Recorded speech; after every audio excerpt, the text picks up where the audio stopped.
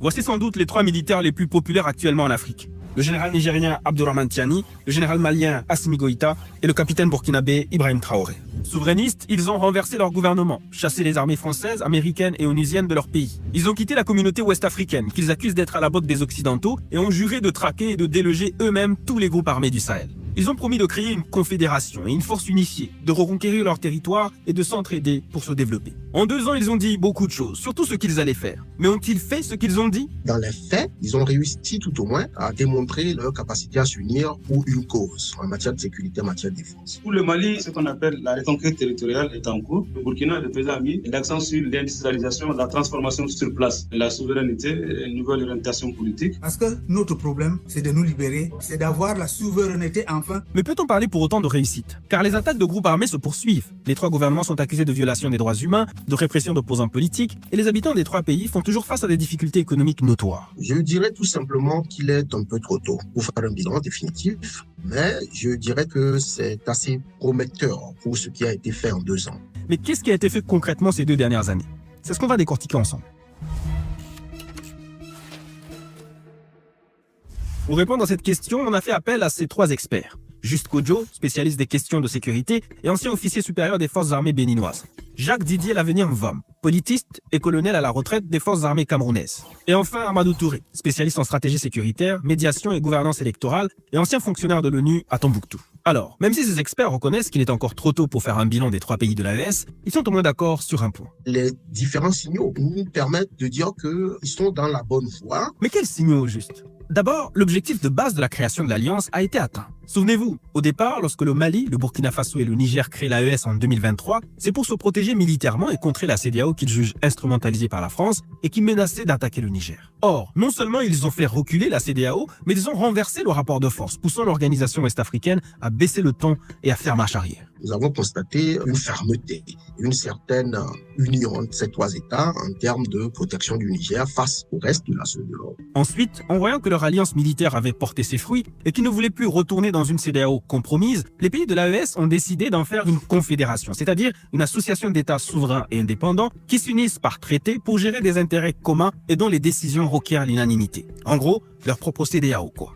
Et là aussi, constate Juste Kodjo, les pays de l'AES ne s'en sortent pas si mal. Je tire cette conclusion en me basant un peu sur la trajectoire du parcours de la CEDEAO. Quand vous regardez un peu la CEDEAO, en 1975, elle a été créée avec la volonté d'avoir 3 institutions. Il s'agissait du secrétariat exécutif, du Parlement et de la Cour de justice. Mais la CEDEAO n'est devenue en réalité opérationnelle qu'en 1977, avec la mise en place du secrétariat exécutif qui deviendra plus tard la commission de la CEDEAO. De même, la confédération de l'AES est composée de 3 grandes instances, le collège des chefs d'État, les sessions confédérales du Conseil des ministres et les sessions confédérales des parlements. Les 2 premières années de la CEDEAO sont semblables aux 2 premières années de l'AES en termes de résultats.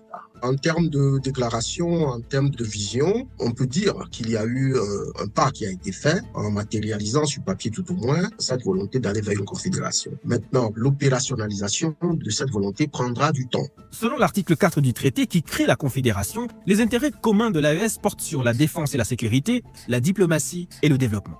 Maintenant, examinons ces intérêts communs point par point pour voir ce qui a été fait et ce qui ne l'a pas été.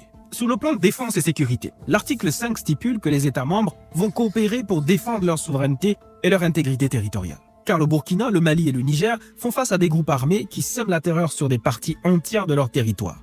Et qu'est-ce qu'on observe à ce niveau? Nous avons aussi observé sur le terrain qu'il y a des coopérations qui se font entre ces 3 États dans la lutte antiterroriste, coopération notamment sur le plan du renseignement et de plus en plus aussi sur le plan purement opérationnel. Et jusqu'ici, cela a été plutôt efficace. Intéressons-nous d'abord au succès opérationnel de l'armée malienne. En novembre 2023, elle a repris la ville de Kidal, qui était sous le contrôle des séparatistes Touaregs depuis 2014. Dans les régions comme Menaka et Gao, les opérations Maliko et Dougou-Koloko ont permis de sécuriser les zones frontalières avec le Niger, de se redéployer en occupant les bases laissées par les forces internationales afin de permettre le retour de l'administration et de l'autorité de l'État. En moins de 2 ans, les forces maliennes ont neutralisé ou arrêté plusieurs leaders de groupes armés, dont Abou Huzaifa, dit Hugo, l'un des fondateurs du groupe État islamique au Sahel, Ahmed Agdita, un chef de l'État islamique au Grand Sahara, et Ataï Agbolrey, membre influent de la Katiba Mema, affilié au JNIM. Courant l'année 2024, environ une vingtaine de leaders terroristes ont été neutralisés ou capturés vifs. En août 2025, l'armée nigérienne a éliminé Ibrahim Bakoura, un chef de Boko Haram dans la région du lac Tchad. Les forces burkinabées, elles, en ont éliminé au moins 4, dont Diko Oumarou, alias Abou Mohamado, numéro 2 du GSIM, affilié à Al-Qaïda, et Diko Tidiane, alias Abou Darda, lui aussi du GSIM. En moins de 2 ans, les armées du Mali, du Burkina Faso et du Niger ont annoncé avoir neutralisé en tout plus de chefs de groupes armés que l'armée française et le G5 Sahel ne l'ont fait en 10 ans. Au Burkina, l'armée dit avoir repris le contrôle de 73% du territoire national, alors qu'avant 2023, l'État burkinabé n'en contrôlait que 60%.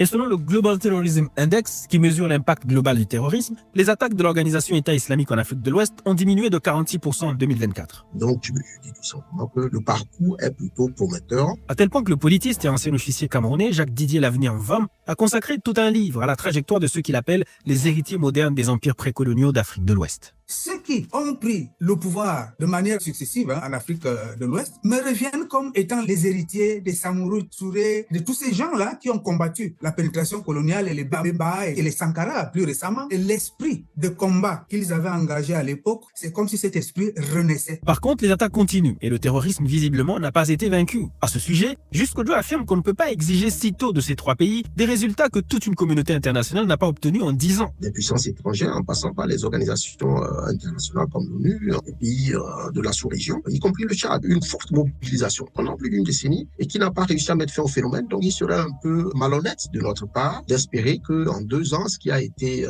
mis en place une dizaine d'années puisse être combattu. Sur le plan diplomatique, les pays de l'AES prévoyaient à l'article 5 du traité de coordonner leurs actions diplomatiques à travers le partage d'une même vision et d'une position commune par rapport aux grands enjeux géopolitiques. Là encore, ils ont tenu parole. On peut dire que l'AES est une structure diplomatique commune, culture commune. Sur la scène internationale, le Mali, le Burkina et le Niger parlent désormais d'une seule voix. Ils vont ensemble aux conférences diplomatiques, ils ont tous et en même temps rappelé leurs ambassadeurs d'Alger, ils sont sortis ensemble de la CEDEAO et de la francophonie, ils ont mis en place un passeport commun, etc. Dernier point, le développement. Ce plan concerne particulièrement la coopération économique et financière en vue de réaliser des investissements structurants. Mais pour y arriver, ces pays ont décidé de reprendre d'abord le contrôle de leurs ressources minérales. Là aussi, la volonté semble assez claire de coopérer un peu plus vers une souveraineté économique. Entre 2023 et 2025, le Mali, le Burkina Faso et le Niger ont tous introduit ou mis à jour leur code minier. On a vu que le code minier malien rehausse la part du Mali à 30%. Le Niger aussi a la nationalisation de certaines ressources minières. Le Niger a notamment récupéré son uranium en nationalisant la Somaïr, la filiale du groupe nucléaire français Orano. Le Mali a repris son or du géant canadien Barrick Gold, premier producteur du pays, et Bamako a lancé sa nouvelle raffinerie de métal jaune. Idem pour le Burkina Faso, qui a acquis 2 des plus grandes mines aurifères du pays, la mine de Bungu, qui était détenue par la canadienne Semafo, et la mine de Wagnon, affiliée à la canadienne Endeavour Mining. Le Burkina a également lancé sa propre raffinerie d'or et créé la Sopamib, une société qui gérera les actifs miniers de l'État. Ces 3 entités semblent désormais avoir un peu plus le contrôle sur la gestion de leurs ressources naturelles que cela n'a été le cas par le passé. Et là encore, est-ce que c'est parfait? Définitivement non. Est-ce qu'on peut faire beaucoup plus? Probablement. Mais il y a des pas qui ont été faits, il faut le reconnaître. Reste la question de la monnaie commune qui n'a pas encore vu le jour. Mais ça ne pouvait pas se faire de toute façon en 2 ans. À titre indicatif, ça fait des années que nous proclamons cette volonté d'avoir une monnaie unique pour la CEDEAO. Ça ne s'est pas fait. Si ça ne s'est pas fait, c'est que les réalités géopolitiques sont très compliquées quand il s'agit de cette question. Donc je n'attends pas ou je n'espère pas qu'il en serait autrement quand il s'agit de l'espace AES. Il faut tout de même préciser que les régimes de l'AES sont accusés de violation des droits humains et de répression de la liberté d'expression. Dès que tu critiques un peu, c'est le front ou la prison, constate le reggaeman Tiken Jah Fakoly.